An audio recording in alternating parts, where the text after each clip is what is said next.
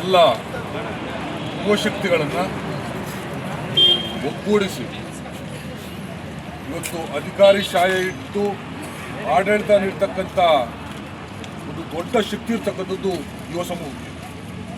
ಅವರನ್ನು ಸರ್ಕಾರ ದಮನ ಮಾಡೋ ರೀತಿಯಲ್ಲಿ ಆ ಶಕ್ತಿನ ಸರಿಯಾದ ಸಮರ್ಪಕವಾದ ಬಳಕೆ ಮಾಡದಂಥ ರೀತಿಯಿಂದ ಇವತ್ತು ಆಡಳಿತ ವ್ಯವಸ್ಥೆ ಅಧೋಗತಿ ಬಂದಿದೆ. ಇವತ್ತು ಪರಿಣಾಮಕಾರಿ ಆಗದೆ ಇವತ್ತು ಕುಂಠಿತ ಆಗ್ತಾ ಇದೆ. ಇದಕ್ಕೆಲ್ಲ ಕಾರಣ ನೇಮಕಾತಿ ಪ್ರಕ್ರಿಯೆಗಳು ಇವೆಲ್ಲ ಗೊತ್ತಿರ್ತಕ್ಕಂಥದ್ದು. ಈಗಾಗಲೇ ಸರ್ಕಾರನೇ ಘೋಷಣೆ ಮಾಡಿರೋ ಪ್ರಕಾರ ರಾಜ್ಯ ಸರ್ಕಾರದಲ್ಲಿ 2,84,000ಕ್ಕೂ ಹೆಚ್ಚು ಉದ್ಯೋಗಗಳು ಇವತ್ತು ಖಾಲಿ ಇದೆ. ಇನ್ನು ಮುಂದುವರೆದು ಈಗಾಗಲೇ ಮೊನ್ನೆ ಒಂದು ವಾರದ ಒಂದು ಪೇಪರಲ್ಲಿ ಸುದ್ದಿ ನೋಡಿದ್ದೆ, ನಿಗಮ ಮಂಡಳಿಗಳಲ್ಲಿ 2028ಕ್ಕೆ 84,000 ಉದ್ಯೋಗಿಗಳು ಇವತ್ತು ನಿವೃತ್ತಿ ಆಗ್ತಾರೆ.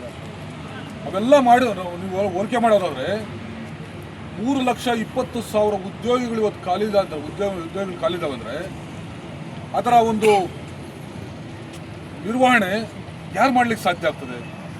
ಇವತ್ತು ನಿವೃತ್ತಿ ಆಗ್ತಾರೆ 17,000 ಜನ ಒಂದು ವರ್ಷಕ್ಕೆ ನಿವೃತ್ತಿ ಆಗ್ತದೆ. ಆದರೆ ಕಳೆದ ಬಾರಿ KPSC ನೇಮಕ ಆಗಿರೋದಷ್ಟು 7-8 ಸಾವಿರಕ್ಕಿಂತ ಕಡಿಮೆ. ಅಂದರೆ ಅರ್ಧಕ್ಕರ್ಧ ಕಡಿಮೆ ಆಗಿದ್ರೆ ಪರಿಣಾಮಕಾರಿಯಾಗಿರ್ತಕ್ಕಂಥ ಒಂದು ಆಡಳಿತ ಹೇಗೆ ನೀಡಲಿಕ್ಕಾಗುತ್ತದೆ, ಅದು ಹೇಗೆ ಚುರುಕುಗೊಳ್ಳಿಕ್ಕಾಗ್ತದೆ, ಅದರ ವೇಗ ಎಷ್ಟು ನಾವು ತೀವ್ರಗತಿಗೊಳಿಸಬೇಕಾಗ್ತದೆ. ಇವೆಲ್ಲ ಕೂಡ ಸರ್ಕಾರಕ್ಕೆ ಗೊತ್ತಿರುವಂಥ ವಿಚಾರ.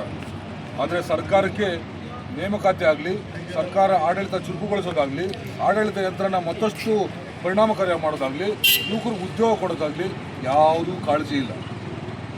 ಇವತ್ತು ದಾವಣಗೆರೆಯಲ್ಲಿ ಧಾರವಾಡದಲ್ಲಿ ಏನು ಕಳೆದ ಬಾರಿ ನಮ್ಮ ಯುವ ಮಿತ್ರರು ಸಾವಿರಾರು ಸಂಖ್ಯೆಯಲ್ಲಿ ಹೋರಾಟ ಮಾಡಿದರು. ಅದರಿಂದ ಇವತ್ತು ಸರ್ಕಾರ ಸ್ವಲ್ಪ ಎಚ್ಚೆತ್ತುಕೊಂಡು ಏನು ಹೇಳ್ತಾರೆ, ನಾವು 56,000 ಜನ ನೇಮಕ ಮಾಡ್ತೀರಿ ಅಂತ.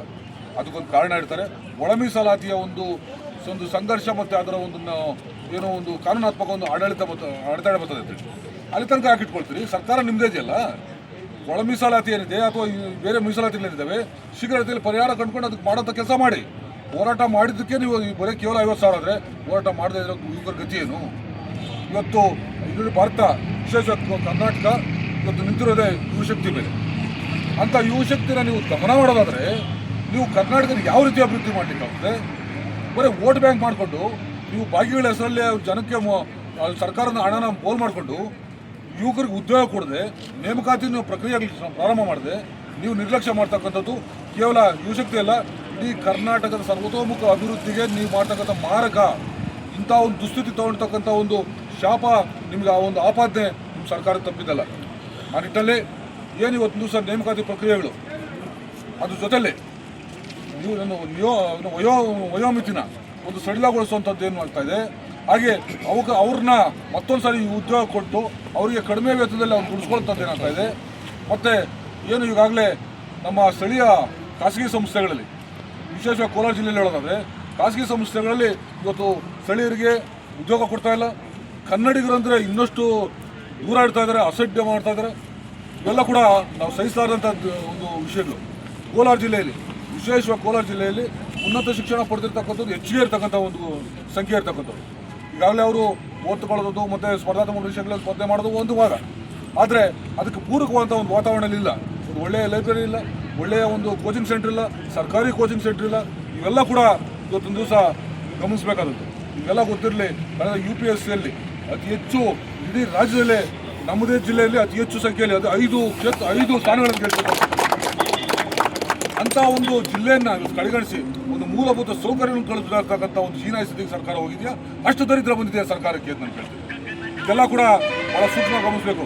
ಇವತ್ತೇನು ಧಾರವಾಡದಲ್ಲಿ ನಡೆದಿದೆ, ಮುಂದಿನ ದಿನಗಳಲ್ಲಿ ಎಚ್ಚರಿಕೆ ಗಂಟೆ ಅದು. ಹೀಗೆ ಮುಂದುವರೆದ್ರೆ ಇವತ್ತು ಕೋಲಾರ ಜಿಲ್ಲೆಯಿಂದ ಮೊದಲುಗೊಂಡು ಇಡೀ ಕರ್ನಾಟಕ ರಾಜ್ಯಾದ್ಯಂತ ದೊಡ್ಡ ಮಟ್ಟದ ಹೋರಾಟ ಮಾಡೋ ರೀತಿಯಲ್ಲಿ, ರಾಜ್ಯದಲ್ಲಿ ವಿಧಾನಸೌಧ ಚಲೋ ಮಾಡೋ ರೀತಿಯಲ್ಲಿ ನಾವೆಲ್ಲರೂ ಕೂಡ ಒಗ್ಗಟ್ಟಾಗಿ ತೀರ್ಮಾನ ಮಾಡೋದಕ್ಕೆ ನಾವು ಸಿದ್ಧರಿದ್ದೇವೆ ಅಂತೇಳಿ